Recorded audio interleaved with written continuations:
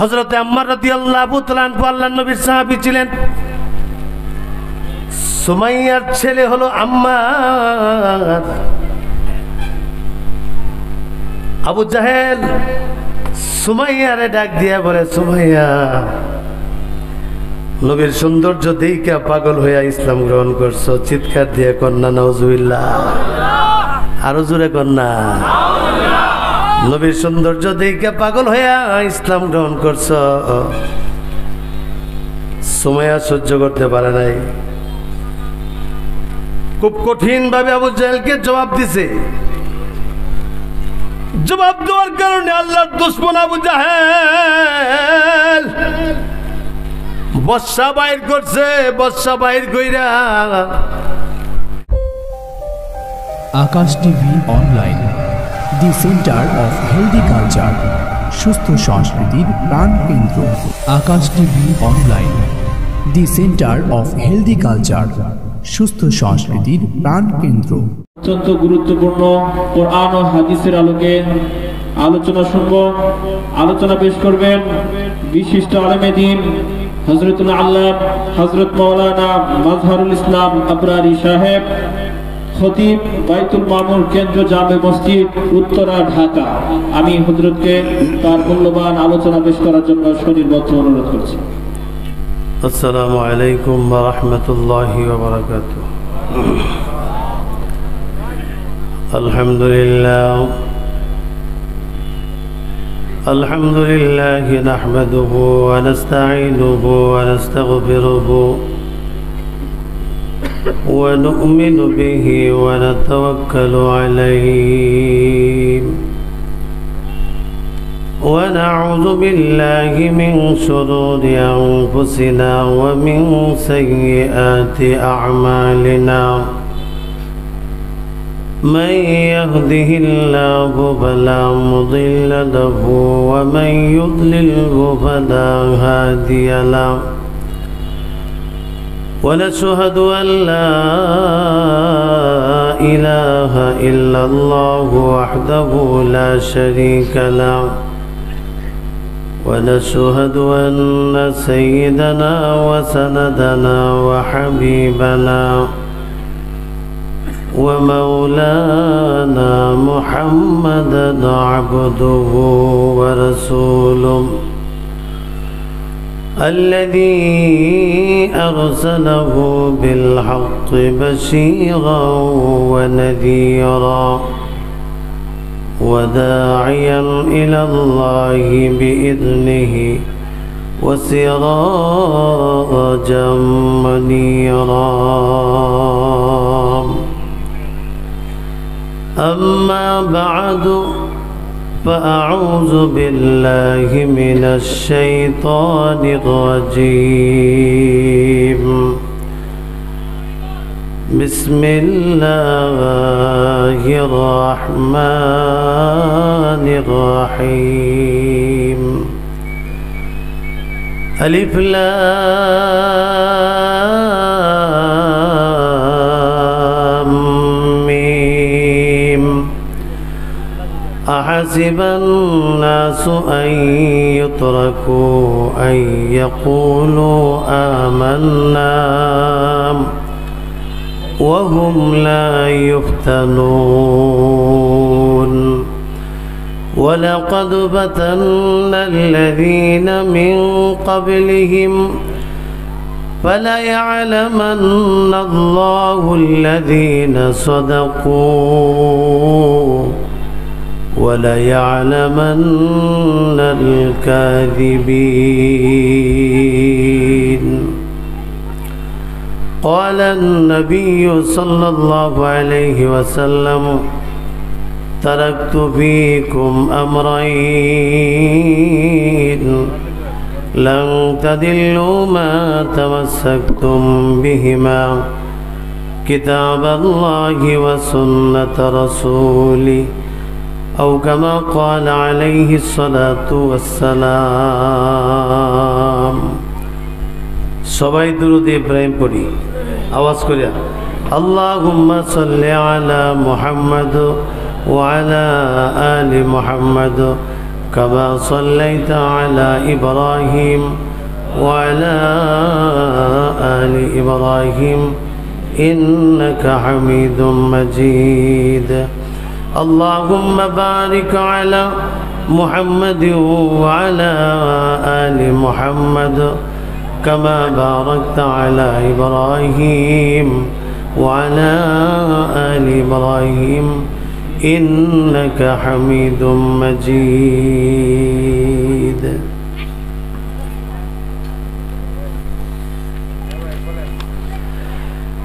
দারুল হেরা মাদ্রাসা 27 প্রথম বার্ষিক ওয়াজ ও দোয়ার মাহফিলের সম্মানিত সভাপতি, আমার অত্যন্ত খুব প্রিয় মানুষ জনাব মোহাম্মদ মাসুম বিল্লাহ বিপ্লব, সভাপতি দারুল হেরা মাদ্রাসা 27। প্রধান বক্তা যিনি আমাদের সামনে আসতেছেন, আমরা সবাই ওনাকে চিনি। আন্তর্জাতিক খ্যাতি সম্পন্ন মুফাসসিরে কোরআন আল্লামা ইয়াহিয়া মাহমুদ সাহেব দামাত বরকাতুহুম, প্রিন্সিপাল ও সাইকুল হাদিস জামিয়া ইসলামিয়া আজমিয়া দারুল উলুম রামপুরা বনশ্রী ঢাকা। আমন্ত্রিত উলামায়ে কেরাম, দূর দূরান্ত থেকে আগত বুজুর্গ উলামায়ে কেরাম, আমার সম্মুখে বসা আমার বুড়া বাপজানেরা, যুবক ভাইয়েরা, পর্দার আড়ালের মা ও বোনেরা, লম্বা সময় আপনারা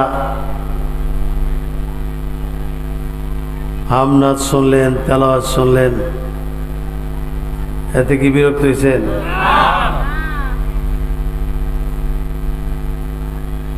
আসলে আমার ছেলে তেলাওয়াত করছে,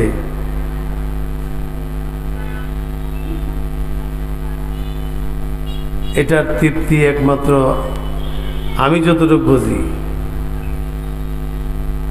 আপনারা শুনছেন, মজা লাগছে, কিন্তু আসল তৃপ্তিটা আমি পেয়েছি।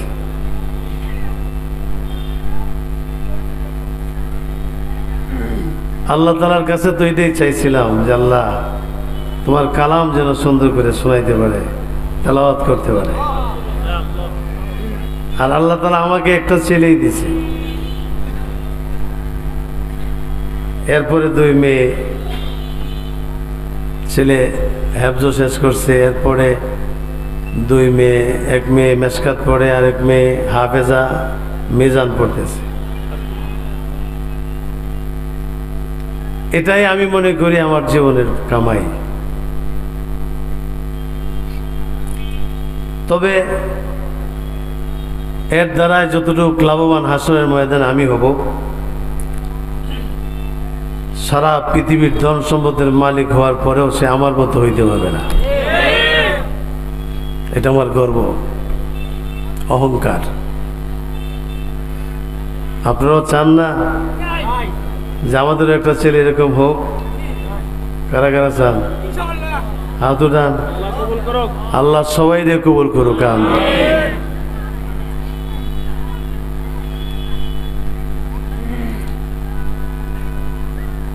নেককার সন্তানই হাসরের ময়দানে কাজে লাগবে, দুনিয়ার কোনো কিছু কাজে লাগবে না। আপনাদের কাছে দোয়া চাই, আল্লাহ তাআলার কাছে সাহায্য চাই। গতকালকে সারা রাত্র গাড়িতে ছিলাম, ফজরের আজানের সময় বাসায় আসছি, আধা ঘন্টা শুয়েছিলাম, ঘুম আসে না, পরে চলে গেছিলাম বাংলা বাজার, ওখান থেকে মাগরিবের পরে আসছি। সারা দিন গেল গতকালকে, রাত্র গেল আজকে সারাদিন। ইনশাআল্লাহ 1 সেকেন্ডও ঘুমাইনি। যদি আল্লাহ তৌফিক দেয় কিছু আমলি কথা বলতে পারবো, আর তৌফিক না দিলে বলা যাবে না। আমরা সবাই যারা এখানে উপস্থিত হয়েছি, আমরা সবাই মুসলমান। কথা বলেন ঠিক না বেটি? আমাদের ধর্মের নাম কি? চিল্লায় বলেন, আরো জোরে বলেন। এই যে আমাদের ধর্ম ইসলাম, আমরা মুসলমান, এই পৃথিবীতে একটা ধর্মই আছে আল্লাহ তাআলার কাছে, শুধু আল্লাহর মনোনীত। জি আসতে কইলেন কে? আরো জোরে কন। একটা ধর্মই আছে, সেটা আল্লাহর মনোনীত ধর্ম। ওই ধর্মের নাম কি? আরো জোরে, আরো জোরে। হ্যাঁ,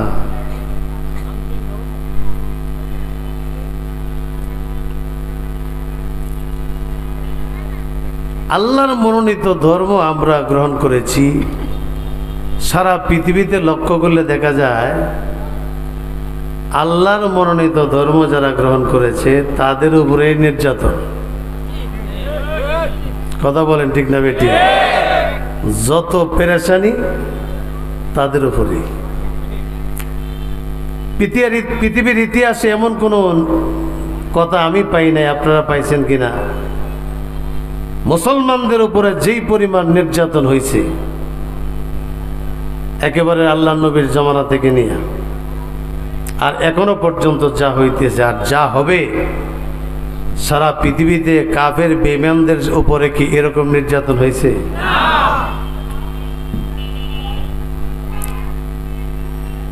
তবে আল্লাহ তাআলা বলতেছেন, তোমরা যে আমার মনোনীত ধর্ম ইসলাম গ্রহণ করেছ, আমি তোমাদের ঈমানটা মাঝে মাঝে একটু পরীক্ষা করব। কথা বলে ঠিক না বেটি? আসলে কি আমরা কেমন ঈমানদার? কথা বলেন ঠিক না বেটি? এখন কেউ যদি বলে ধর্ম যার যার, উৎসব সবার, কথা বলেন ঠিক না বেটি? ঠিক না বেটি? এই যে কথাগুলা, এটা আসলে বোঝার বিষয়। এটা আপনি অর্থটা বললেই তো, এখন রাত্র, এই রাত্রকে কেউ দিন বলবে? আরো জোরে কি বলবে সবাই? রাত্র। তাহলে আমার বুঝে আসে না, আমিও তো লেখাপড়া করছি, যে ধর্ম যদি যার যার হয়, উৎসবটা সবার হয় কেমনে? কথা বলেন ঠিক না বেটি?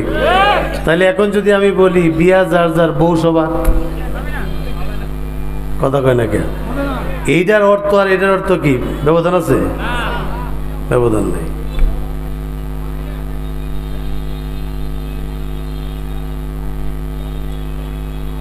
শুধু নামটা আমার মুসলমান দিয়ে দিলাম, মাঝে মাঝে নামাজ পড়লাম, এতে আমি মুসলমান হব না। কালিমা পড়লেই মুসলমান হওয়া যায় না। কথা বলেন ঠিক না বেটি? তুমি যদি সত্যিকার মুসলমান হও, আল্লাহ মাঝে মাঝে তোমার সামনে বিভিন্ন জিনিস আইনা উপস্থাপন করবে, হাজির করবে। আল্লাহ পরীক্ষা করবে আসলে বাস্তব তুমি কি মুসলমান, না তোমার কার্যকলাপ ইহুদি নাসারাদের মতো।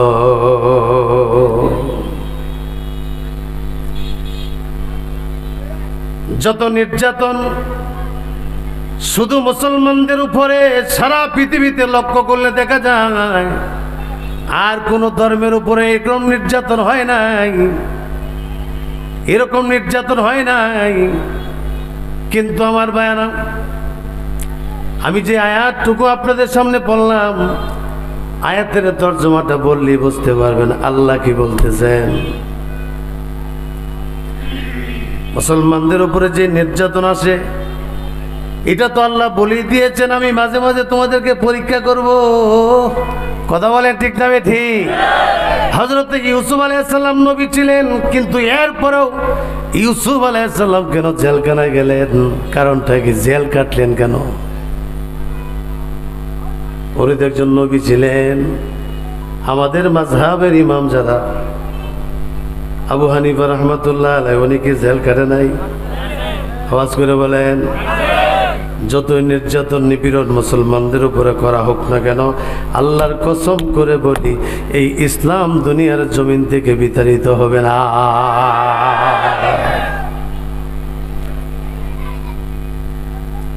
আল্লাহ তাআলা বলতেছেন আহাসিবান নাসু আন ইউতরাকু আন ইয়াকুলু আমান্না ওয়া হুম লা ইফতানুন। কি চমৎকার কথা আল্লাহ তাআলা বলতেছেন, আমরা কোরআন বুঝি না।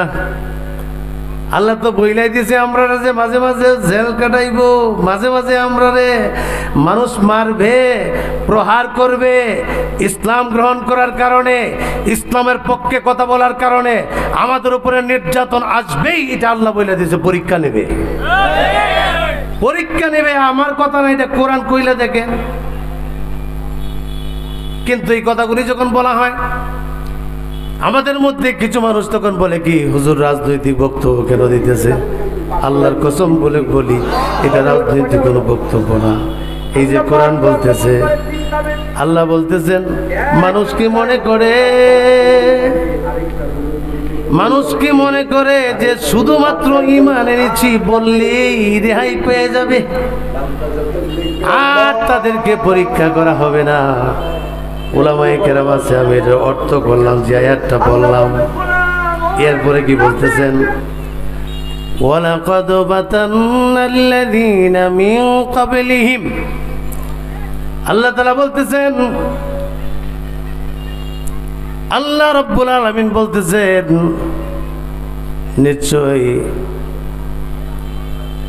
আমি নিশ্চয়ই তোমাদের পূর্ববর্তী লোকদেরকে পরীক্ষা করেছিলাম। এরপরে আল্লাহ তাআলা বলতেছেন ফালা ইয়ালামান্নাল্লাহু আল্লাযীনা সাদাকু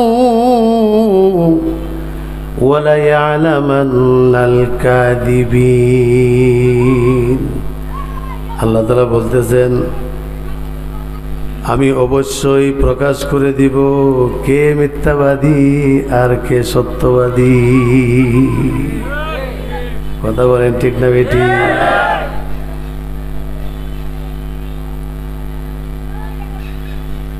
শুক্রবারে মসজিদে যাইবা নামাজ পড়ার লাগি, আবার আকাম কুকাম করবা। কথা কয় ঠিক না বেটি? দুইটা করার কি অপশন আছে? চিল্লায়া দুইটা করার অপশন নাই। আল্লাহ যদি ইসলামের পক্ষে না থাকতো, হযরতে আবু বকর রাদিয়াল্লাহু তাআলা আনহু আল্লাহর নবীকে ডাক দিয়ে বলতেছে, নবীজি আমরা মুসলমানদের সংখ্যা কিন্তু ৩৮ জন। কয়জন? ৩৮ জন। কয়জন? ৩৮ জন। আল্লাহর নবী খানায় কাবায় বসা, আবু বকর রাদিয়াল্লাহু তাআলা আনহু বলতেছেন, ইয়া রাসূলুল্লাহ আপনি আমাকে অনুমতি দেন, আমি প্রকাশ্যে মানুষকে ইসলামের দাওয়াত দিব। আল্লাহ নবী আবু বকরকে ডাক দিয়ে বলেন, আবু বকর আমরা তো সংখ্যায় কম।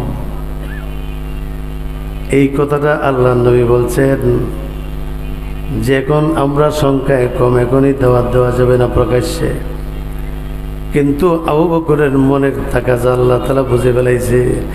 আল্লাহ জিব্রাইলকে ডাক দিয়ে বলতেছেন, জিব্রাইল তাড়াতাড়ি যাও, আমার হাবিবের কানে কানে যায় বইলা দাও, আমার হাবিব যেন মক্কায় প্রকাশ্যে ইসলামের দাওয়াত দেয়।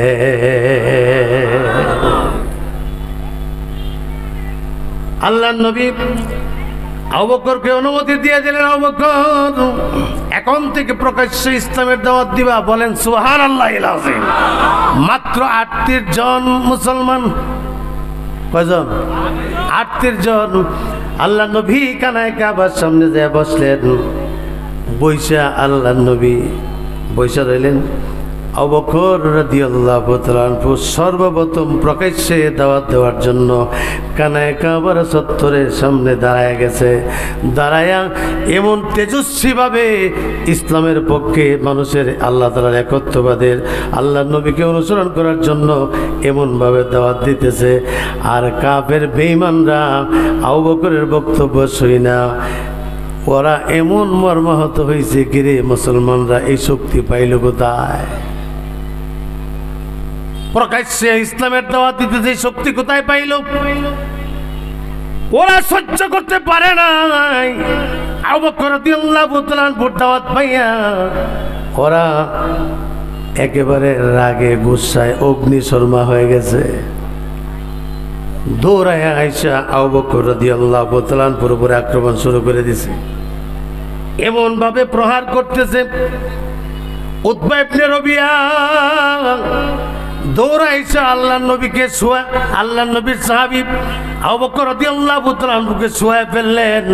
শোয়া আবু বকর রাদিয়াল্লাহু তাআলা আনহুর পেটের মধ্যে ওইটা উতবা বিন রবিয়া বৈশা আবু বকরের চেহারাটাকে টার্গেট কইরা হাতে একটা জুতা নিয়া এমনভাবে আবু বকর রাদিয়াল্লাহু তাআলা আনহুকে চেহারার মধ্যে আঘাত করতেছে। করতে করতে করতে করতে পুরা চেহারাটা পরিবর্তন করে ফেলছে। আল্লাহর নবীর সাহাবী আবু বকর রাদিয়াল্লাহু তাআলা আনহু খানায়ে কাবার সামনে বেহুশ হয়ে গেছে।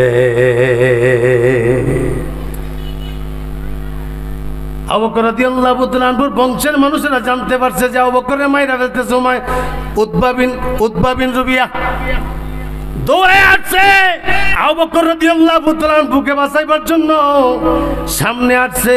যেই মাত্র উতবা বিন রবিয়া দেখছে যে আবু বকরের বংশের লোকেরা আসতেছে, দেখা আবু বকর রাদিয়াল্লাহু তাআলা আনহুকে রাইখা চলে গেছে। একটা কাপড় দিয়ে পেঁচায়া আবু বকর রাদিয়াল্লাহু তাআলা আনহুর গোষ্ঠীর মানুষেরা আবু বকর রাদিয়াল্লাহু তাআলা আনহুকে বাড়িতে নিয়ে গেলেন। বাড়িতে নিয়ে যাওয়ার পরে ওনার আব্বা আবু বকর ইবনে কুহাফা আবু বকর রাদিয়াল্লাহু তাআলা আনহুর আব্বা আরো লোকজনদেরকে নিয়ে আবু বকর রাদিয়াল্লাহু তাআলা আনহুকে হুঁশ ফেরানোর জন্য চেষ্টা করতেছে। কিছুক্ষণ পরে আল্লাহর মেহেরবানি আবু বকর রাদিয়াল্লাহু তাআলা আনহুর হুঁশ যখন ফিরে আসছে, হুঁশ ফিরে আসার সাথে সাথে আবু বকর চিৎকার দিয়ে বলতেছে, ওগো মা, আল্লাহর পয়গম্বর কেমন আছে? তাড়াতাড়ি তো আমাকে এই সংবাদটা দাও। চিল্লায় বলেন আল্লাহু আকবার। আল্লাহর নবী কেমন আছে তাড়াতাড়ি আমারে শোনাও, কারণ আমাকে যখন কাফেররা মারে তখন আমার নবীকেও কাফেররা মেরেছে, কিন্তু আমার নবীর খবর তো আমি জানতে পারলাম না। এই কথা যখন শুনছে আবু বকর রাদিয়াল্লাহু তাআলা আনহুর গোষ্ঠীর লোকেরা আবু বকর রাদিয়াল্লাহু তাআলা আনহুর সাথে কথা বন্ধ করে দিছে। বন্ধ কইরা আবু বকর রাদিয়াল্লাহু তাআলা আনহুর মা উম্মে খায়রকে ডাক দিয়ে বলে, তোমার ছেলেরে খাবার দাও, তোমার ছেলের সাথে আমরা কথা বলবো না। এত কষ্ট কইরা সবাই মিলা তারা হুঁশ ফিরাইছে। আর যেই মাত্র হুঁশ ফিরছে এই মুহূর্তেই সে নবীর কথা, নবীর ব্যাপারে চিন্তা করতেছে। ওই সময় আবু বকর রাদিয়াল্লাহু তাআলা আনহু ওনার আম্মা উম্মে খায়রকে ডাক দিয়ে বলে, মা গো, ও মা, আমি যতক্ষণ পর্যন্ত আল্লাহর নবীর কেমন আছে এই কথাটা সচক্ষে যতক্ষণ পর্যন্ত আমি না দেখব, আল্লাহর কসম আমি আবু বকর রাদিয়াল্লাহু তাআলা আনহু ততক্ষণ পর্যন্ত কোনো খাবার খাবো না। কসম করে গেছে।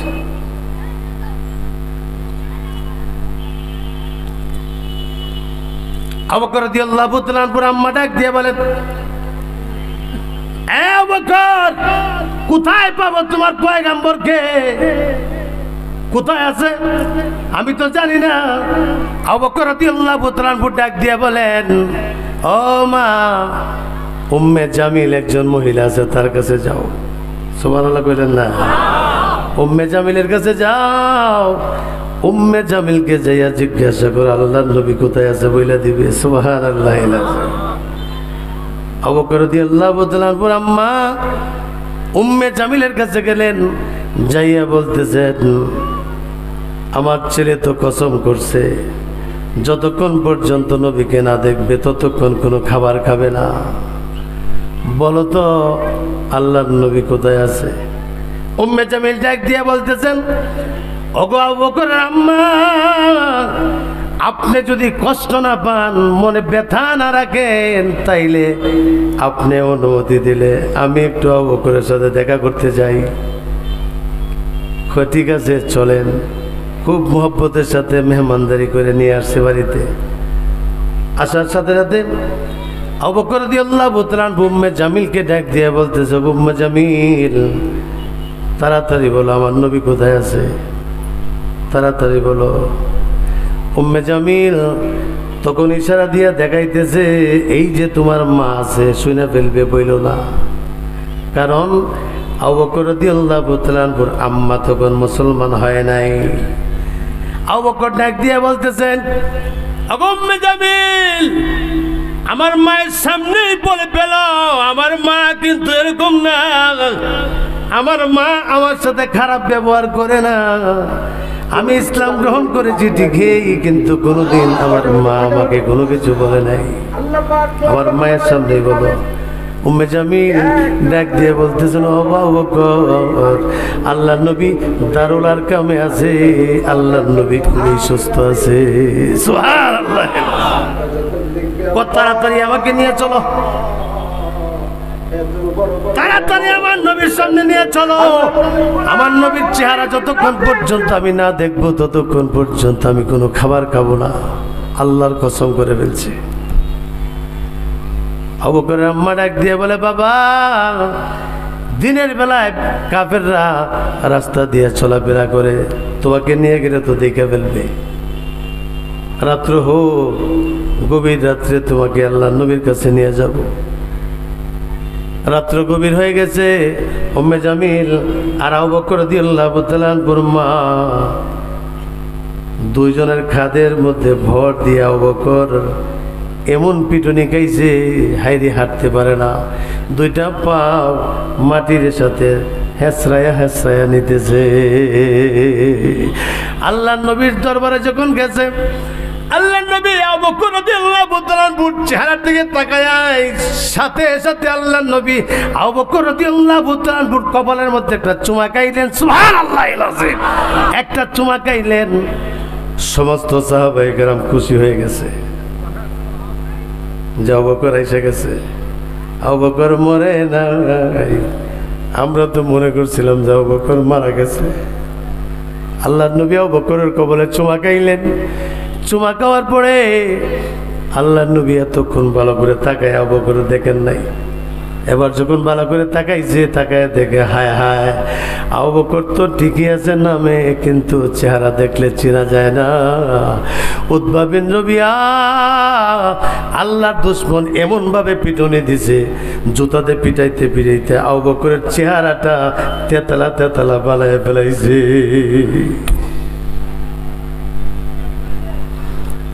আবু বকর রাদিয়াল্লাহু তাআলা আল্লাহর নবীকে ডাক দিয়ে বলেন, ওগো নবীজি,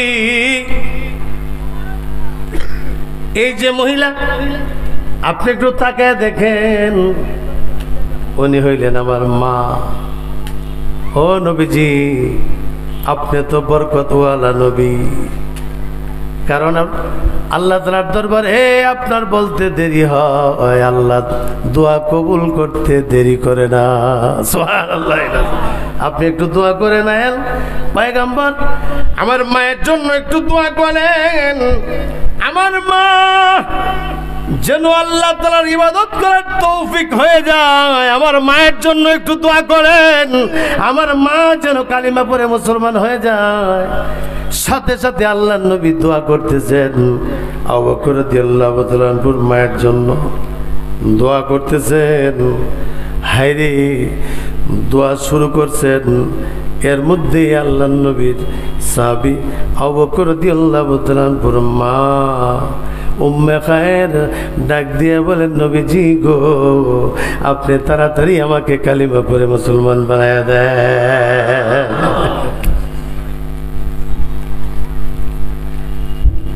কেমন আবু বকর ছিলেন? হযরত আলী রাদিয়াল্লাহু তাআলা খুতবা দিতেছেন মসজিদে। খুতবা দেওয়ার সময় মানুষ আবু বকর একটা প্রশ্ন করলেন মুসল্লিদেরকে, ও আমার ভাইয়েরা, বলো তো বীর বাহাদুর কাকে বলে? বীর বাহাদুর কাকে বলে? আবু বকর রাদিয়াল্লাহু তাআলা বীর বাহাদুর কাকে বলে?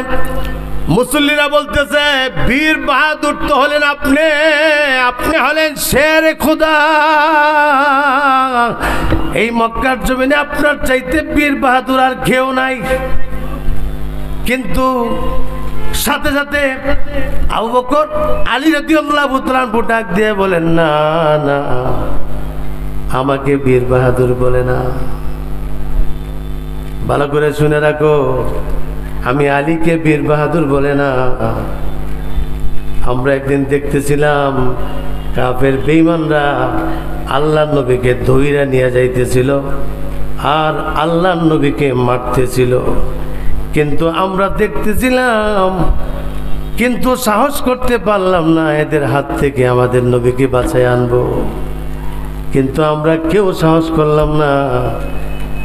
একজন লোক যার নাম হলো আবু বকর, যখন দেখছে যে আল্লাহর নবীকে দইরা নিয়ে যাইতেছে, মারতেছে, আবু বকর রাদিয়াল্লাহু তাআলা এমন জোরে দৌড় দিয়েছে, দৌড় দিয়া যায় আর জাফায়া পড়ছে, আল্লাহর নবীকে দইরা রাখছে।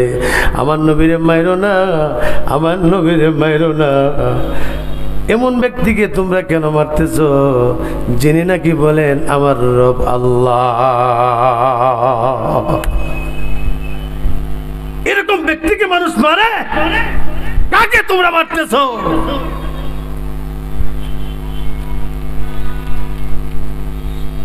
সে আবু বকর রাদিয়াল্লাহু তাআলা আনহু, এ ভাই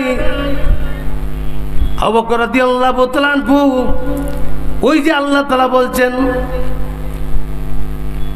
মানুষ কি মনে করে যে ঈমান এনেছি বললেই রেহাই পেয়ে যাবে আর পরীক্ষা করা হবে না। না, ঈমান যার যত বেশি মজবুত তার উপরে নির্যাতনও বেশি। চিৎকার দিয়ে বলেন ঠিক না বেটি? সারা দুনিয়াতে লক্ষ্য করে দেখেন, আজকে আপনারা সবাই জানেন, সবই জানেন, কিন্তু এমন একটা দিন আসবে আয় তামাশা গাহে আলম রোয়ে তো, আয় তামাশা গাহে আলম রোয়ে তো, তো গোজা বারে তামাশা মে রবি। চিৎকার দিয়ে বলেন মারহাবা। একটা সময় আসবে, আসবে, সেটার জবাব আসবে। বলেন ঠিক না বেঠি? কারণ আল্লাহর ওয়াদা, আল্লাহর ওয়াদা, আমি এবং আমার নবীরা বিজয়ী হবেই, হবেই, হবেই, হবেই। এটা কার ওয়াদা? কার ওয়াদা? এটা কোরআনের আয়াত। আল্লাহ নিজে বলতেছে যে আমি এবং আমার পয়গম্বরগণ বিজয়ী হবেই। আমরা তো একজন নবীকে অনুসরণ করি। কথা বলেন ঠিক না বেটি? আমাদের নবীর নাম কি? আল্লাহু আকবার। আবু হানিফা রাহমাতুল্লাহ আলাইহি জেলখানায় গেছেন। আমাদের ইমাম সাহেবের নাম কি? এই আবু হানিফা। আমাদের ইমামের নাম কি? আমাদের মাযহাবের ইমামের নাম কি? চিল্লায় বলেন আরো জোরে। আবু হানিফা রহমতুল্লাহ আলাইহি জেল কাটছে না? জেল কাটছেনি? আমাদের মাযহাবের ইমাম, আমরা যে মাযহাব অনুসরণ করি, আমাদের ইমাম সাহেব যদি জেল কাটে তাহলে আমাদের জন্য তো কোনো ব্যাপারই না। এটা ফান্তাবাদ। কথা কথা ঠিক হবে? ঠিক। बाप जैसा है लड़का ऐसा है, माँ जैसा है लड़का ऐसा है। আবু বকর রাদিয়াল্লাহু তাআলা আনহুর আম্মা আবু হানিফা রাহমাতুল্লাহ আলাইহির সামনে ওনার আম্মাকে আনছে। মারে দেখায় দেখায় আবু হানিফা রাহমাতুল্লাহ আলাইহিকে নির্যাতন করে। এরা চিন্তা করতেছে মায়ের সামনে যদি এইভাবে নির্যাতন করা হয় আর মা তখন বইলা দিবে যারা যা বলে তা তুমি শোনো। কিন্তু মা কেমন, ছেলে কেমন? মা ডাক দিয়ে বলতেছে, ও আমার সন্তান আবু হানিফা, বেঈমানদের নির্যাতনে প্রয়োজনে তোমার জান চইলা যাবে, এরপরে বেঈমানদের সাথে কোনোদিন আপোষ কইরো না, আপোষ করবে না।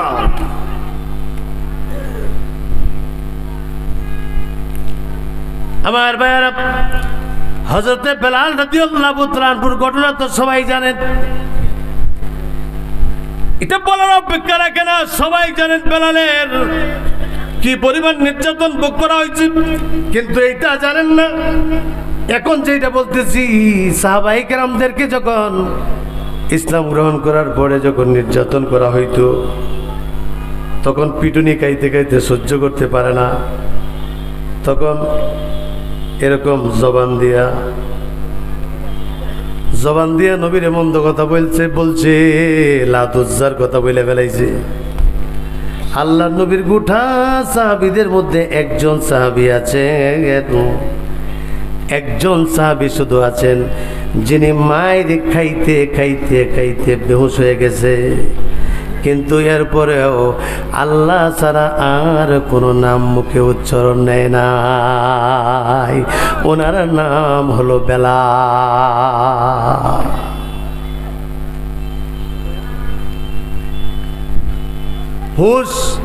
হুশ চলে যায়, তখন জবান দিয়ে কিছু বলে না। হুশ ফিরে আসার সাথে সাথে, যখন হুশটা ফিরে আসার সাথে সাথে এই কথা বলে না, সহ্য করতে পারি না, আর মাইরো না। হুশটা আসার সাথে সাথে বেলাল চিৎকার দিয়ে বলে, আহাদ আহাদ আহাদ, আল্লাহ এক আল্লাহ এক, চিল্লায় বলেন ঠিক না বেঠি? একজন সাহাবী ছিল যিনি কটু কথা বলে নাই, বারবার পিটুনি দিতেছে আর বলতেছে, মুহাম্মাদের ধর্ম ছেড়ে দে, লা তুজ্জারে মাইনালো, মুহাম্মদকে একটা গালি দে। কোন কথাই বলে না। হযরতে আম্মার রাদিয়াল্লাহু তাআলা আনহু আল্লাহর নবীর সাহাবী ছিলেন। সুমাইয়ার ছেলে হলো আম্মার। আবু জাহেল সুমাইয়ারে ডাক দিয়া বলে, সুমাইয়া,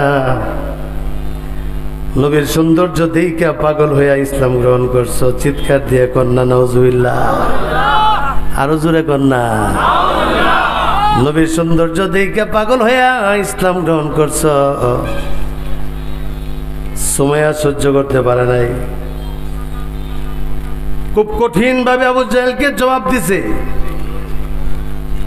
জবাব দেওয়ার কারণে আল্লাহর দুশমন আবু জাহেল বর্ষা বাইর করছে। বর্ষা বাইর কইরা সুমাইয়া রাদিয়াল্লাহু তাআলা আনহার লজ্জাস্থানের মধ্যে বর্ষা দিয়ে আঘাত কইরা মারে ফেলাইছে, সাথে সাথে শহীদ করে ফেলাইছে। আম্মার, ওনার স্বামীর নাম ছিল ইয়াসির। ওনাকেও যেভাবে নির্যাতন করা হয়েছে, আম্মারের আব্বা ইয়াসির রাদিয়াল্লাহু তাআলা আনহুকে এত নির্যাতন করা হয়েছে রে বাবা, কাফেররা মারতে মারতে অসুস্থ হয়ে গেছে উনি। এইভাবে কাতরাইতে কাতরাইতে উনিও মারা গেছে। আম্মার রাদিয়াল্লাহু তাআলা আনহু যখন আল্লাহর নবীর সাহাবী বেঈমানদের হাত থেকে রক্ষা পাইয়া যখন আল্লাহর নবীর কাছে গেছে, আল্লাহর নবী আম্মারকে ডাক দিয়া বলে, আম্মা, তুমি কি সফল না বিফল? আম্মা ডাক দিয়া কয়, নবী গো, আমি বিফল, সফল হইতে পারি নাই। কেমনে সব বিফল বলো তো, তাড়াতাড়ি বলো। আম্মার ডাক দিয়ে বলে, নবীজি, কাফেররা যখন আমাকে নির্যাতন করতেছিল তখন আমি মায়ের সহ্য করতে পারি নাই। তখন বারবার বলতেছিল, মারবো না, যদি নবীর একটা গালি দিয়ে দেস, একটা মন্দ কথা কস। নবী গো, ওই সময় মায়ের সহ্য করতে পারি নাই, কিন্তু আমি আপনাকে একটা মন্দ কথা বলে ফেলেছি। আমি সফল কিভাবে হইলাম? আমি তো বিফল হয়ে গেছি। আল্লাহ নবী জিজ্ঞাসা করে, আম্মা তুমি যখন মন্দ কথা বলতেছিলে জবান দিয়া, তখন তোমার অন্তরের অবস্থাটা কি ছিল একটু বলো তো দেখি। আম্মা ডাক দিয়া বলে, নবীজি আল্লাহর কসম, জবান দিয়া যখন বলতেছিলাম, আপনাকে মন্দ বলতেছিলাম, তখন আমার অন্তরটা পুরাপুরি ইমানে ভর্তি ছিল। সুবহানাল্লাহ। আল্লাহ নবী বলতেছেন, আম্মা অন্তর যেহেতু পরিবর্তন হয় নাই, সামনে যদি এরকম নির্যাতন সামনে আসে, যদি এরকম পরিপ্রেক্ষি এরকম অবস্থা তোমার সামনে আসে, ও আমার প্রয়োজনে মন্দ কথা বলে ফেললেও কোনো অসুবিধা না। সুবহানাল্লাহ। আরে মিয়া, হায় রে, মুসাইব বিন উমাইয়া, মুসাইব মক্কার জমিনে এমন একটা যুবক ছিল, নওজোয়ান, মক্কার জমিনে তার চাইতে এরকম শৌখিন দ্বিতীয় আরেকজন মক্কার জমিনে ছিল না। এই যুবক মুসাইব রাদিয়াল্লাহু তাআলা আনহু মক্কার জমিনে সবচাইতে দামি খুশবু লাগাইতো, দামি আতর, খুব দামি দামি জামা পরতেন। ওনার আব্বা আম্মা খুব শখ করে মুসাইব রাদিয়াল্লাহু তাআলা আনহুকে হাজরামি জুতা পরাইতেন, যেটা মক্কার জমিনে আর কেউ পরতো না। সকালবেলায় ঘুম থেকে উঠতেই মুসাইব রাদিয়াল্লাহু তাআলা আনহুর নিয়ামত দিয়া তার জীবন সকাল শুরু হয়। মুসাইব রাদিয়াল্লাহু তাআলা আনহু খুব সকাল সকাল ঘুম থেকে উঠতেন। সে ঘুমে থাকা অবস্থায় মা, তার আম্মা খুব বড় ধনী ছিল। মুসাইব রাদিয়াল্লাহু তাআলা আনহুর আম্মা এত বেশি ধনী ছিল, সন্তান ঘুম থেকে ওঠার আগে আগে খেজুর, ঘি আর পনির দিয়া, এই 3 জিনিস দিয়া খুব দামি একটা হালুয়া বানায়া ছেলের মাথার শিয়রের পাশে রেখে দিত। মুসাইব রাদিয়াল্লাহু তাআলা আনহু ঘুম থেকে উঠাই আল্লাহু আকবার, আল্লাহর নিয়ামত দিয়া এই হালুয়া ভক্ষণ করে তার দিন শুরু করত।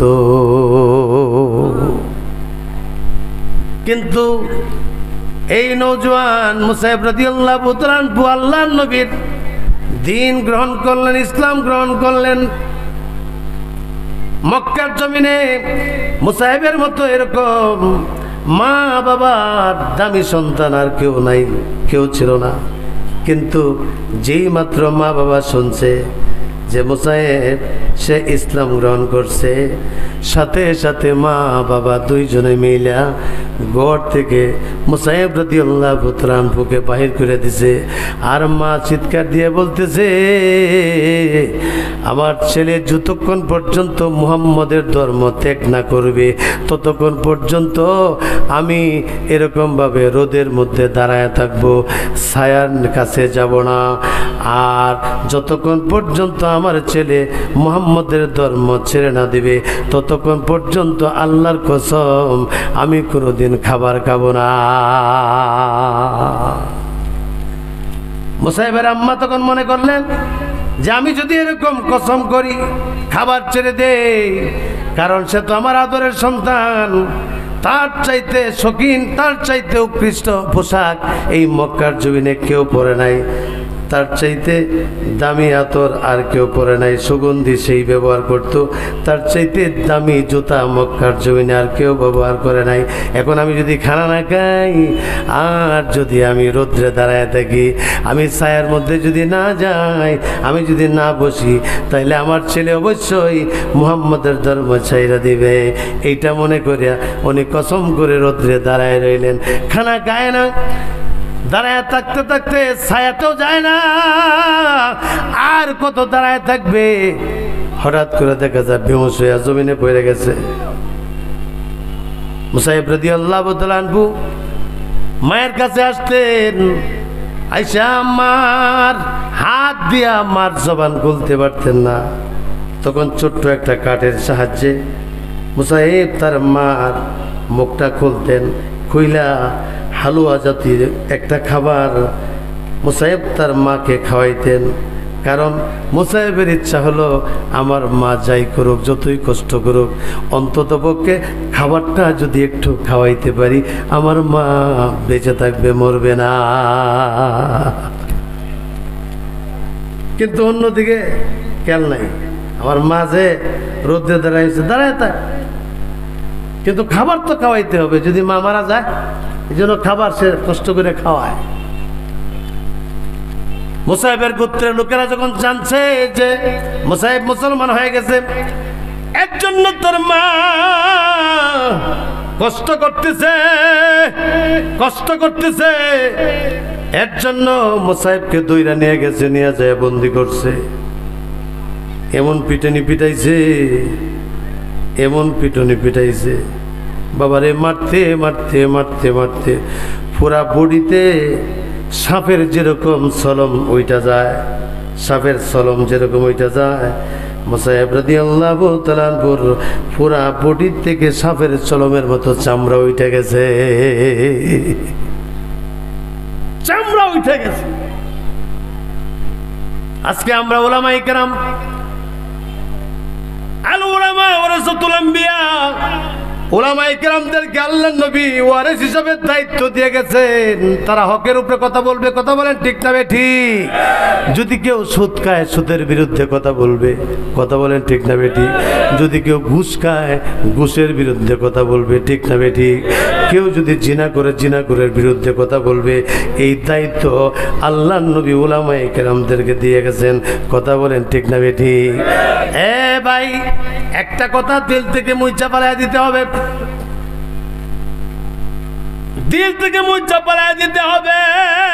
আমি মুসলমান, আমার ধর্ম হলো ইসলাম, আমার একটা ইবাদতখানা আছে, এই ইবাদতখানার নাম কি? চিল্লায় বলেন আরো জোরে। মুসলমানদের ইবাদতখানার নাম হলো মসজিদ। মুসলমান মসজিদ ছাড়া আর কোনো বিজাতির ইবাদতখানা যাইতে পারে? আরো জোরে, আরো জোরে।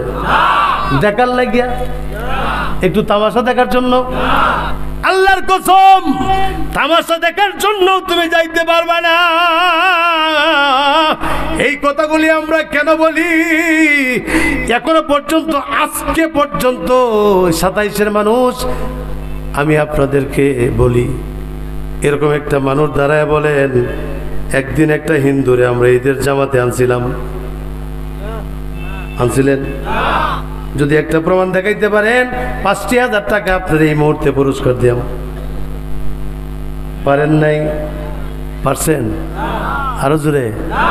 এ মুসলমানের সন্তান, ধর্ম যার যার, উৎসব যদি সবার হয়, তুমি এখানে কেন গেলা? কথা বলেন ঠিক না বেটি? আমি একটা স্লোগান দিই, ধর্ম যার যার, সোনার বাংলা সভা। জি কোন গিয়া? আরো জোরে। ধর্ম যার যার, সোনার বাংলা। আরো জোরে, আরো জোরে। ধর্ম যার যার, সোনার বাংলা সবার, এই স্লোগানটা দেওয়া যাবে। কথা বলেন ঠিক না বেটি? কিন্তু আমরা বারবার কেন নিষেধ করি? কোন মুসলমান যদি মুরতাদ হয়ে যায়, তার বিরুদ্ধে সে মুরতাদ কেন হইল, এই জনগণের সামনে এটা আমরা উঠাইয়া তুলি কেন? যেই কাজ করলে মুসলমান মুরতাদ হয়ে যায়, সে যেন এই কাজগুলো না করে। খুব ভালো করে শুনেন, খুব ভালো করে শুনেন। আমরা কেন বলি? অনেকেই বলে কে জাহান্নামে যাইবে আর কে জান্নাতে যাইবি, এটা হুজুররা কি লাগি কইতো? কথা কয় ঠিক না এটি? এটা হুজুরা কইব কি লাগিয়া? হ্যাঁ, হুজুরের দায়িত্ব দিয়েছে কইবার লাগিয়া। কথা কোন ঠিক না ঠিক? হুজুরের কইবার লাগে দায়িত্ব দিছে। আল্লাহ নবী বলেন, বাল্লিগু আন্নি ওয়ালাউ আয়া। আল্লাহ নবী বলেন আমার পক্ষ থেকে যদি একটা কথা হয়ে থাকে এইটা জনমহলে পৌঁছায় দেওয়ার দায়িত্ব হলো তোমাদের। চিল্লায় বলেন ঠিক না বেটি? এটা পৌঁছায়া দিতে হবে, পৌঁছায়া দিতে হবে। কথা বলেন ঠিক না বেটি? কেন মুসলমানরা একটা মানুষ যদি নামাজ না পড়ে আরেক মুসলমান নামাজি সে আফসোস করে হায় হায় সে তো নামাজ পড়ে না, জাহান্নামে যাবে। নামাজ না পড়ার কারণে সে তো ঘুষ খাইতেছে, হায় রে সে তো জাহান্নামে যাবে। সে সুদ খাইতেছে, হায় রে সে তো জাহান্নামে যাবে। এই মুসলমান হওয়ার কারণে আল্লাহ নবী বলেন আল মুসলিম আখুল মুসলিম, এক মুসলমান আরেক মুসলমানের ভাই। কাজে আমার ভাই যদি জাহান্নামে যায় আর আমি জান্নাতে গিয়ে সুখ পাবো? চিল্লায় বলেন। হযরত ওমর রাদিয়াল্লাহু তাআলা যখন খলিফাতুল মুসলিমিন ওমর খলিফাতুল মুসলিমিন হইলেন, জানতে পারলেন মক্কায় নাকি একজন মুসলমান ছিল, মক্কায় নাকি একজন মুসলমান ছিল, সে নাকি পরে মুরতাদ হয়ে গেছে। সে মুরতাদ হয়ে গেছে। ওই লোকটার নাম হলো জাবালা ইবনে ইরহাম। ওই লোকটার নাম হলো জাবালা ইবনে ইরহাম। সে মক্কায় একসময় মুসলমান ছিল, পরে মুরতাদ হয়ে গেছে। ওমর রাদিয়াল্লাহু তাআলা যখন জানতে পারলেন জাবালা ইবনে ইরহাম আগে ছিল মুসলমান, পরে সে মুরতাদ হয়ে গেছে, খবর নিল কই থাকে সে। পরে জানতে পারলো সে তো মক্কা চাইরা ইস্তাম্বুলে চলে গেছে, তুরস্কে চলে গেছে।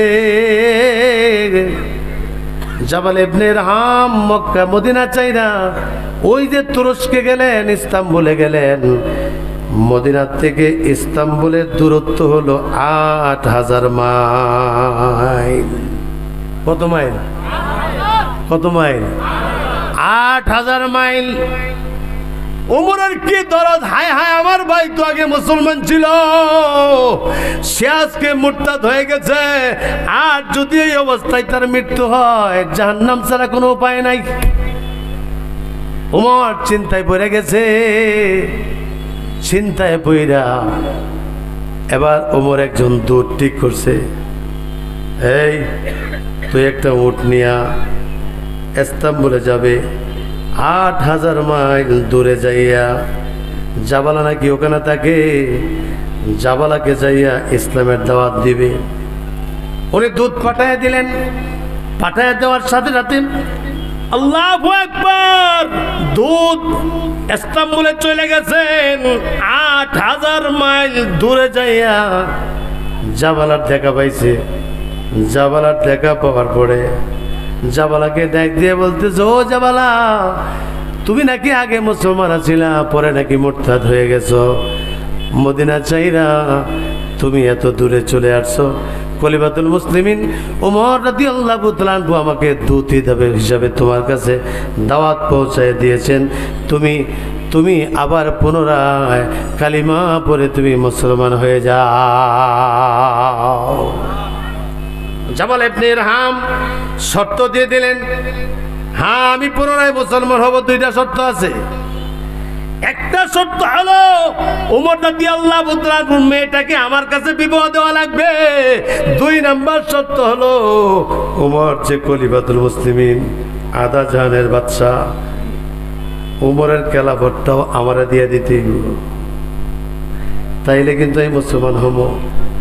দৌড় ডাক দিয়ে বলতেছে, ও জাবালা, আমি একটার ব্যাপারে তোমাকে ফয়সালা দিতে পারি। ওমরকে বুঝাইয়া সমঝাইয়া ওমরের মেয়েটা তোমার বিয়ে দিয়ে দিব,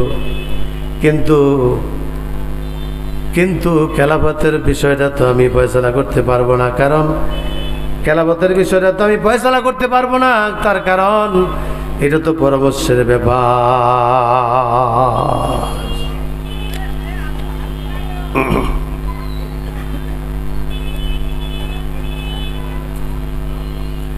এরপরে মক্কায় আসছে, গেছিল ৮,০০০ মাইল দূরে, আবার আসছে কত দূরে, আবার গুইরা মদিনায় আসছে ৮,০০০ মাইল। উটের উপরে বসা, এখনো নিচে নামে নাই।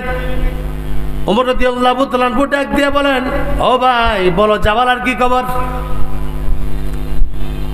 উটের থেকে নামতে সময় দেয় নাই। ওমর ডাক দিয়ে বলে, জাবালার কি খবর বলো, জাবালার কি খবর তাড়াতাড়ি বলো।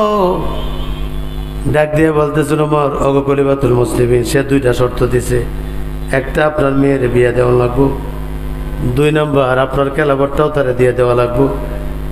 ওমর রাদিয়াল্লাহু তাআলা আনহু বলতেছে, ও ভাই হায় হায় কি সর্বনাশ করলি, এরপরেও তুমি কেন রাজি হইলা না? তুমি যদি রাজি হইতা আমার ভাই কালিমা পড়ে মুসলমান হয়ে যাইতো, মুরতাদ থাকতো না। এই তুমি তাড়াতাড়ি আবার পুনরায় ইসলাম বলে চলে যাও, যাইয়া জাবালা ইবনে ইরহামকে যাইয়া বলো যে ওমর রাজি হয়ে গেছে, মেয়েও বিবাহ দিবে, খেলাফতও দিয়ে দিবে, তুমি তাড়াতাড়ি কালিমা পড়ে মুসলমান হও। আবার রওনা দিয়ে 8000 মাইল দূরে গেছে, যাইয়া ইস্তাম্বুলে পৌঁছা দেখে অনেকগুলি লোক দাঁড়িয়ে রয়েছে। জিজ্ঞাসা করতেছে, কেন এত লোক কেন? কয়েকটা লোক মারা গেছে। তখন ওই দূত আবার ওইখানে গেছে লোকটাকে দেখার জন্য, কে মারা গেছে। যখন লোক ফাঁক করে ভিতরে ঢুকছে, ভিতরে ঢুইকা থাকায় দেখতেছে, হায় হায় জাবালা তো আর জীবিত নাই, জাবালা মারা গেছে। আবার কইরে আসছে, ওমরের কাছে যাই বলতেছে, ওমর ও খলিফাতুল মুসলিমিন, আমি পুনরায় যাইয়া জাবালাকে আর জীবিত পাইলাম না, সে তো মারা গেছে। ওমর চিৎকার দিয়ে কাঁদতেছে, হায় হায় আমার ভাইটা তো আগে মুসলমান ছিল, পরে মুরতাদ হইয়া সে মুরতাদ হয়ে গেছে, আমার ভাই তো সে জাহান্নামী হয়ে যাবে। একটা মুসলমানের জন্য আরেকটা মুসলমানের কি দরদ ছিল বলেন, ঠিক না বেঠিক? আজকে ওলামায়ে কেরাম যদি এই কথাগুলি আপনাদেরকে বলে আপনারা রাগ করেন, কে এত গরম দেখান কেন? আরে মিয়া, আজরাইল যখন আসবে একটা তাফা তোমার বুকের মধ্যে দিবে, আল্লাহর কসম করে বলি, তুমি পৃথিবীর যত শক্তিশালী হও না কেন, প্রত্যেকটা রক সিরা তোমার ফানা ফানা করে ফেলাইব। আজরাইলের চিন্তা করতে পারো না, এত দাপট দেহ কে, এত ক্ষমতা দেহ কেন? আজরাইল আসলে ক্ষমতা থাকবে?